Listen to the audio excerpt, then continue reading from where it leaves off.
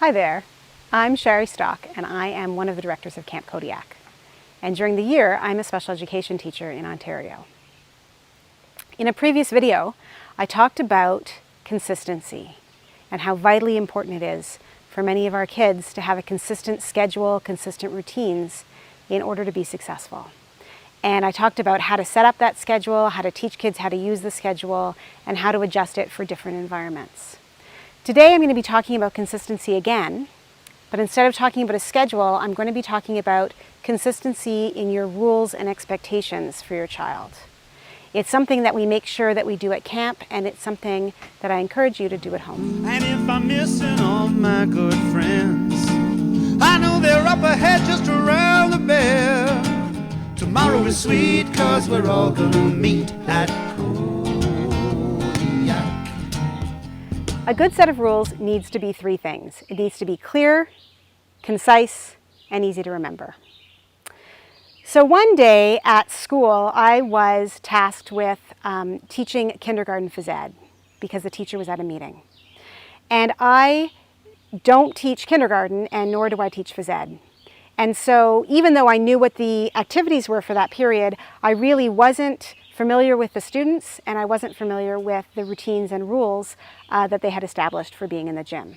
So we got into the gym and we sat in a circle in the middle of the room, and the first thing I did was I asked the kids, what are the rules for when you're in the gym?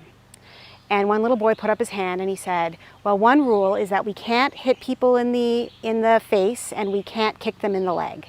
And I said, that's a good rule. We need to keep our hands and feet to ourselves. And then a little girl put up her hand and she said, we can't take off our shoes and hit people with them. And I said, that's another good rule. We need to keep our shoes on our feet. And then several more students had examples of things they shouldn't do to hurt their classmates. And finally, I asked, does anybody have a rule that doesn't involve hurting other people? And one little boy put up his hand and he said, if I lose my tooth in the gym, I shouldn't put it in my nose. And I said, you're right, that's another good rule. Let's not put anything in our noses. That conversation could have gone on and on and on. We could have had, an endless supply of examples of things that we shouldn't do to hurt other children. We shouldn't hit them in the ear or the eye or the cheek or the shoulder or the stomach or the back or really anywhere else on their body. And there's really an endless supply of things that we shouldn't put in our noses, right? So when I think back to that conversation, it didn't meet my three criteria for good rules. They weren't clear, concise, and easy to remember. They were pretty convoluted. And this brings us to the first idea of how to make rules clear and easy to remember. Have very few of them and word them in a positive way.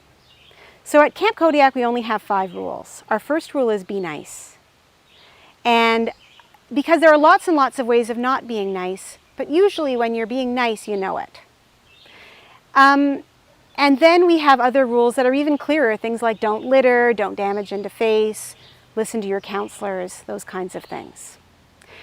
These rules are posted on a piece of paper. They're posted in the office, in the dining hall, in the cabins, and on the very first day of camp, we go over them with the campers and we explain what they mean. So even though we feel that these rules are worded in a clear and concise way, we don't take for granted that the kids know what we mean when we say be nice. So that leads to a conversation. What does it mean to be nice? And we get examples from the kids. Well, it means including other people when you're playing a game. It means sharing. It means using a respectful tone when you're talking to people. All of these examples of what being nice means. And then it's also helpful to use non-examples. What would it mean to not be nice? And that could be, intentionally excluding someone, or telling rumors about them, or or hurting people physically, or bullying. All of those things. Kids can give you lots of examples of what it means not to be nice. Make sure that your kids understand what the rules are. If they really don't understand the rules, then they won't have any idea if they're breaking them, and that's really not setting them up for success. So we need to make sure kids understand them. And even though we're going to try to keep our rules as consistent as possible, we may need to revisit what they mean. As kids grow and develop and mature, Being nice for a 7-year-old at camp would mean maybe playing with their cabin mates at General Swim, sharing their Pokemon cards or their DS, things like that.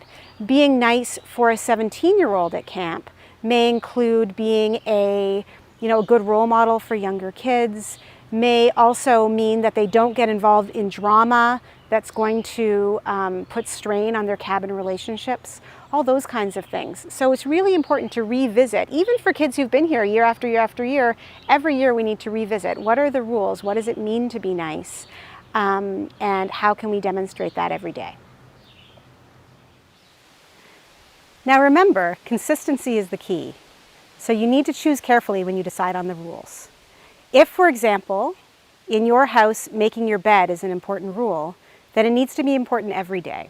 It would be really unfair to your child if on Monday, when the bed is unmade, there's no consequence. Tuesday, no consequence. Wednesday, no consequence. And suddenly on Thursday, your child loses TV time because the bed's not made. Without reinforcing those rules on Monday, Tuesday, and Wednesday, your child is not clear that it's an important rule and one that needs to be followed. That being said, there is some variability depending on the circumstance. And weekdays may have different rules than weekends, especially when it comes to the time when they wake up, the time they go to bed, how much tech time is allowed. Those rules may all be different during the school week than they are on the weekend. And the same goes for different social situations. Your child expects that the rules that are applicable when they're playing outside with friends would be different than the rules for attending a wedding or a religious service. So you need to make sure to really review those rules with your child before they begin that new situation, especially if it's the first time they're doing it, or it's a situation in which they've had difficulty in the past. If you know that grandma always gets annoyed because your child is too loud at her house, then before going to grandma's house, make sure to review the rule about keeping your voice down to set your child up for success. So this is true at camp as well. Even though we have 5 rules that govern our behavior at camp in general, different activity areas have their own sets of rules. There are rules for when you're at the beach, when you're at sailing, when you're at archery or rock climbing, or the horses. And each of these activity areas have a set of rules that are printed on a big board right at the activity. And the very first thing that counselors do is review those rules. And they don't just review them the first time campers come to that activity, they review them every single time to make sure that they're clear, that they're well understood, and that the campers remember them. And that's what we're going to do to set campers up for success. And the same goes when they're heading back to their cabin. There may be specific rules or routines when they get there regarding, do shoes come off on the porch, or do they come off in the cabin? Do we hang up our towels before we go in or after we've changed? And if you're going in for a specific reason, then your counselors may be reviewing what you need to do when you get into the cabin. Remember, change your clothes, hang up your bathing suit, and we're heading to lunch. Or remember, this time it's time to sort our laundry, and Johnny needs to get in the shower, or something like that. So those rules and routines need to be firmly established and reviewed often. It's also really important to maintain consistency, at least about the important rules, from caregiver to caregiver. And this is especially important and difficult for children who go back and forth between multiple households. The small rules, like whether you're allowed to have snacks on the couch in front of the TV, they might change from adult to adult. But the really important ones, like at what age you're old enough to date, or are you allowed to use bad language or watch R-rated movies, they need to be really consistent, no matter which caregiver you're with, so that kids are not playing one adult against another to try to get the best possible answer. The same is true at camp. Our cabins all have 3 counselors that are permanently assigned to them, and other staff members who step in when somebody's on a day off or if a counselor is sick.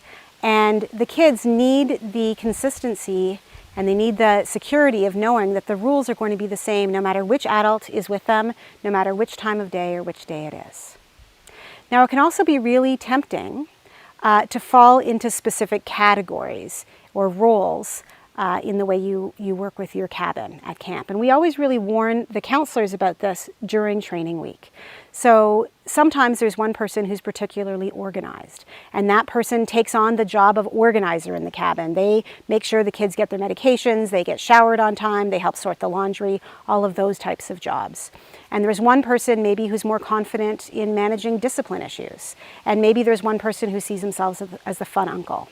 And we always try to warn counselors during training week that it is a trap to get caught in these very inflexible roles.